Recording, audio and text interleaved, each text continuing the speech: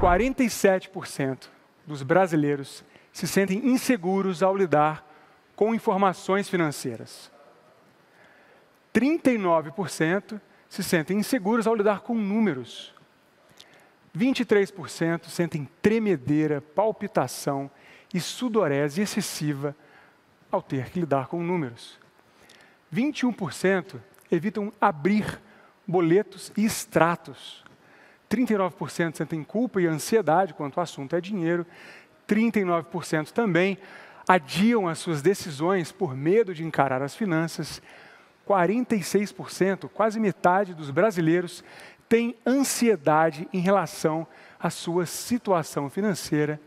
E 29% dizem ter dificuldade para dormir, preocupados com as finanças pessoais. Apenas 23% dos pesquisados dizem não sentir nenhum desses sintomas. Uma situação difícil, né? Bem, esse é o assunto nosso de hoje. Vou começar com a doutora Camila. Doutora Camila, o que isso significa na visão médica? Bem, na visão médica, a gente vai ao encontro de dados sobre ansiedade, que já são bastante proeminentes no Brasil. É uma população que 1 em cada 3 refere, no último ano, ter sentido muito medo, muita ansiedade. E vale dizer que a fobia não é o medo que a gente deve sentir como algo que nos protege.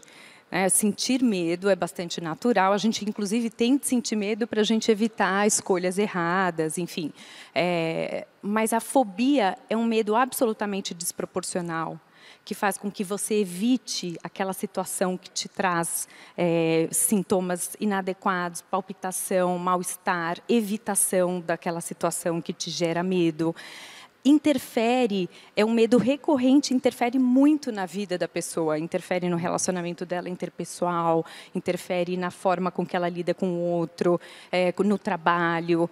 Então, eu penso que esse cenário é de extrema relevância a gente conversar, porque a ansiedade é bastante frequente no Brasil e os seus dados mostram algo que essa conversa precisa despertar e mudar na nossa população. Perfeito, perfeito. Vou fazer uma pergunta agora para a Tatiana, que está aqui com a gente online. Tatiana, você... Oi, Thiago. Tudo bem? Tudo bem, e você? Tudo jóia. Você está no Hospital das Clínicas, né? E a minha pergunta para você é a seguinte, assim, esses dados, eles estão relacionados ao que vocês acompanham, né, no seu trabalho lá no HC, com os compradores compulsivos? Então, Thiago, eu estou lá, né, o trabalho que eu faço, eu coordeno o tratamento dos compradores compulsivos já há mais de 15 anos. E, assim, 100% dos nossos pacientes apresentam, né, a fobia financeira. Né? Então, a gente tem um cenário que as pessoas têm uma ansiedade bastante importante, ela tem uma questão, a fobia de não conseguir olhar para os números, e claro que eles estão agravados porque eles têm um problema, né? Ele tem um trabalho de pessoas que estão endividadas por uma questão emocional, né? Então, a gente parar para pensar um pouquinho que nem todo mundo que está endividado ou que da população sofre com a questão da fobia, né, de fato, porém quem está devendo, o comprador compulsivo que vem com esse diagnóstico, ele realmente apresenta um cenário bastante delicado nessa questão, né, em que a gente precisa realmente olhar para isso de uma maneira muito dedicada, porque não se resolve o problema deles com educação financeira, porém, se a gente não olhar para essa questão dos números, eles também não melhoram da questão emocional. Né?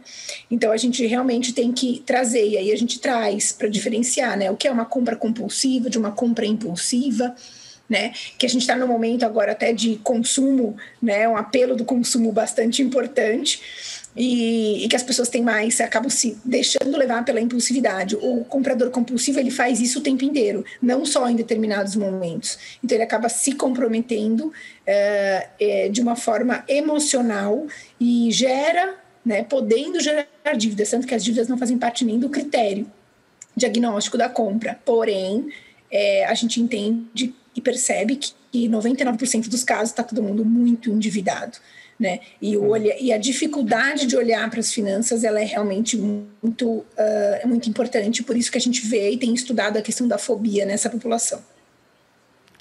Perfeito. Tatiana falou aqui, Andréia, sobre o comprador compulsivo ser endividado, né?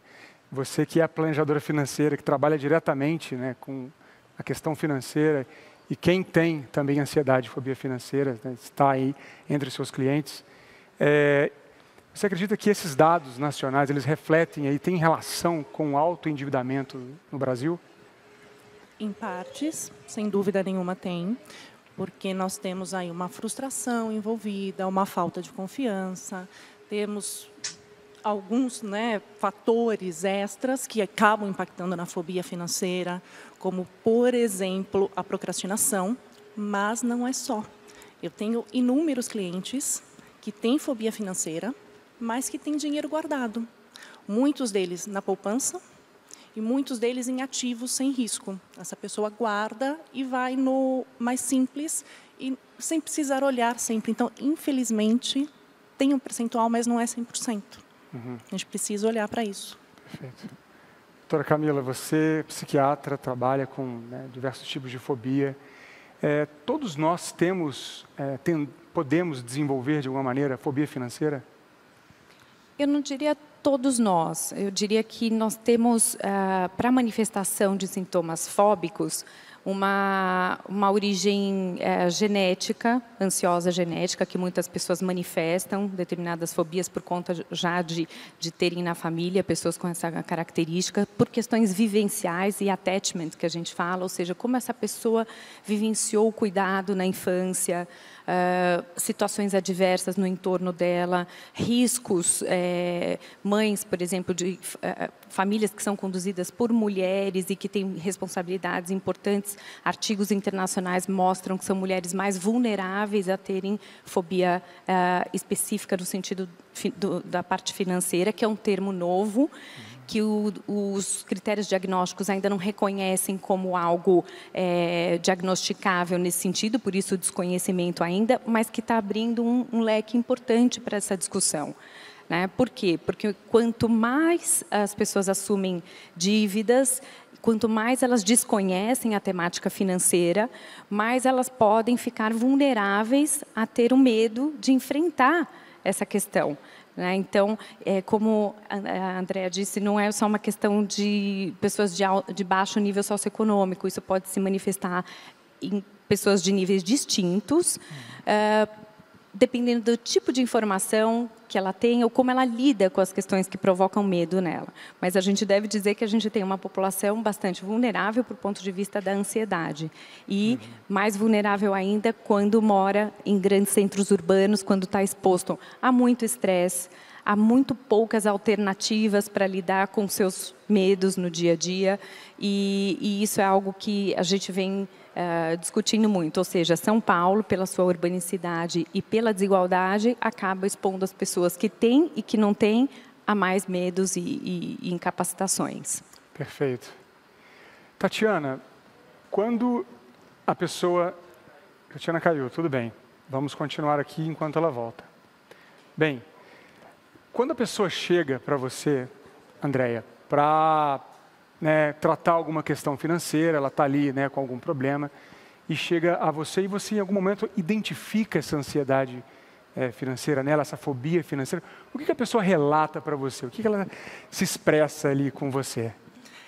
É até curioso, a pessoa chega, ela não chega falando, eu tenho fobia, ou eu tenho ansiedade financeira, me ajuda, por favor, até porque é um assunto extremamente desconhecido. Então a pessoa chega e fala, conta problemas socialmente aceitos. Estou endividada e preciso de ajuda. Preciso fazer um investimento. Me ajuda a fazer a melhor escolha. Preciso montar uma carteira para minha aposentadoria. Como que eu faço isso? Só que eu parto do princípio, em todos os atendimentos, que ninguém tem como pretensão ser endividado ao invés de ser milionário. Ninguém quer morrer né, ou envelhecer com problemas financeiros. Então, a minha pergunta é, qual que é o seu maior empecilho? Porque se você chegou aqui, existe um empecilho. E essa pessoa vai começar a fazer relatos. No relato, ela coloca a frustração, já tentei várias vezes e não consigo. Esse negócio está rolando há muitos anos. Não tenho ninguém para conversar. Por mais que as pessoas falem, converse com alguém próximo. Ela não conversa com familiar, não conversa com amigo, porque é tabu, né? Eu não posso falar, eu tenho medo de lidar com o meu dinheiro, porque eu já tentei e não consegui, a pessoa vira motivo de chacota. Ela conta que ela não tem confiança nos dados que ela recebe. A autoestima muito baixa, a gente vê isso muito forte em mulheres. E na hora que ela começa a relatar isto, automaticamente eu aplico o teste. Então, vamos ver que são as perguntas. Você abre extrato, você sente ansiedade, a pessoa começa a pontuar. Aí, sim, eu falo sobre o assunto fobia financeira, né? Mostro que ela faz parte do grupo e que nós precisamos de todo um trabalho comportamental. Que não adianta simplesmente falar, olha, coloca o seu dinheiro aqui ou ali, porque não vai resolver. Dali 2, 3 meses, ela está com o problema novamente, porque ela não sabe olhar para aquilo, ela tem medo, ela vai fugir, ela vai se afastar. Então, é um trabalho muito de formiguinha. Muito. E só complementando algo que ela está dizendo, que é super importante, fobia mesmo, em São Paulo, por exemplo, 1 em cada 10 pessoas vão manifestar fobias específicas. Então, é algo bastante prevalente. Tem as pessoas que têm muito medo e têm pavor de lidar com as finanças, mas aí a Andréa consegue pegar, pela até a natureza do teu trabalho, pessoas que têm uma evitação tremenda, não abre boleto, não vê, passa mal de pensar, né, nas suas contas, como é que ela vai chegar na vida com aquela reserva que ela tem. Mas uma coisa é importante, que estudos mostram que pessoas com transtornos mentais comuns, ou seja, depressão, ansiedade, elas têm uma chance muito maior, em torno de 30% delas, elas têm uma chance de se endividar. Comparado com pessoas que não têm transtorno mental, são só em cerca de 8% dessas pessoas que se endividam. Então, quanto mais ela tem algo, algum sofrimento, mais ela se endivida e mais fóbica ela fica. E o contrário também. Né? Vocês que estudam isso percebem que também, quanto mais ela se endivida, mais ela desenvolve ansiedade, depressão, e isso a gente trocando em áreas assim, diferentes, né? Saúde mental, a economia, é algo observável. Então, a gente precisa se completar aqui mesmo na condição dessa questão. Sim, é uma bola de neve, né? A gente vê que, inclusive os estudos de endividamento mostram isso, né? Que a pessoa se endivida, tem problemas de saúde mental e saúde física, né? Até a obesidade, né? Endividamento leva à obesidade, por exemplo, já foi medido em várias pesquisas. Agora, é interessante, né, doutora Camila, acho que uma pergunta que eu tenho uma curiosidade, assim, a gente fala muito de crenças, né, muito de comportamento, muito da pessoa estar aberta a falar de dinheiro, né, que é algo que, né, começa a mudar a relação das pessoas com o dinheiro. As pessoas falam de fobia, de aranha, né, de medo de cobra, tem fobia de inseto, mas elas não falam de fobia de dinheiro, né? Por quê? Eu acho que são várias questões, né? Um que é o desconhecimento que esse tema gera. Outra, nós temos o nosso melhor eu é um eu que supostamente passa pelo ter e não pelo ser, pelo menos no nosso mundo contemporâneo. Então, falar sobre dificuldades na tua forma de lidar com dinheiro, muitas vezes é vista pelas pessoas como falar sobre suas fraquezas.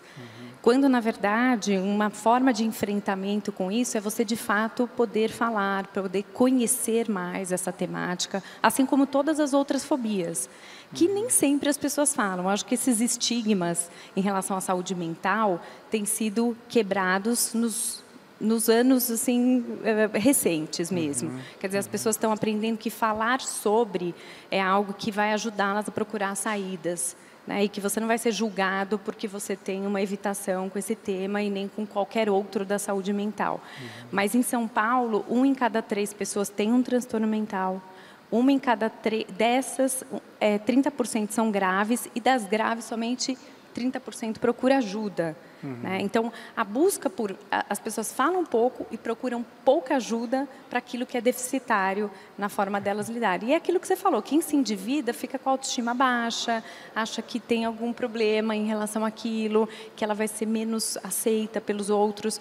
Então, falar sobre isso é procurar saídas. Perfeito. Né? Então, eu vejo esse tema como algo extremamente relevante, ainda mais nos tempos modernos, que nesse mundo bastante acelerado, conectado, e que o desempenho e o individualismo ainda impera, né? Então você coloca no outro o seu fator de comparação sobre o seu desempenho e não em você mesmo. Né? Então uma das maneiras da gente enfrentar isso é você tomar-se como parâmetro e não tomar o outro como parâmetro.